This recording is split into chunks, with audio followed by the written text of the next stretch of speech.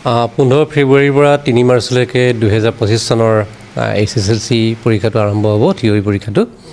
আৰু 21 জানুৱাৰী আৰু 22 জানুৱাৰীত প্ৰেক্টিকেল পৰীক্ষাটো আৰম্ভ হ'ব। গতিকে আপোনালোকৰ চেনেলৰ যোগেদি অসমৰ সমূহ ছাত্ৰ ছাত্ৰী আৰু অভিভাৱকক মই আগতীয়াকৈ শুভেচ্ছা আৰু অভিনন্দন জ্ঞাপন কৰিছোঁ। ইতিমধ্যে আপোনালোকে গম পাইছে আমাৰ অনলাইন পৰ্টেলটো আমি দুদিনৰ কাৰণে এক্সটেণ্ডো কৰিছোঁ। ইতিমধ্যে আমাৰ 4,30,000 কেণ্ডিডেট অলৰেডি অনলাইনত আহিছেই। যোৱা বছৰৰ তুলনাত প্ৰায় 9,000 মান এইবাৰ কেণ্ডিডেট বেছি আছে আমাৰ। বাকী সেই অনুপাতে আমাৰ পৰীক্ষা কেন্দ্ৰ যোৱাবাৰ আছিলে 913টা, এইবাৰ 944টালৈ বৃদ্ধি হৈছে, 31টা বাঢ়িছে। তেনেকৈ ইভালুৱেশ্যনটোনো আমাৰ 2টা বাঢ়িছে।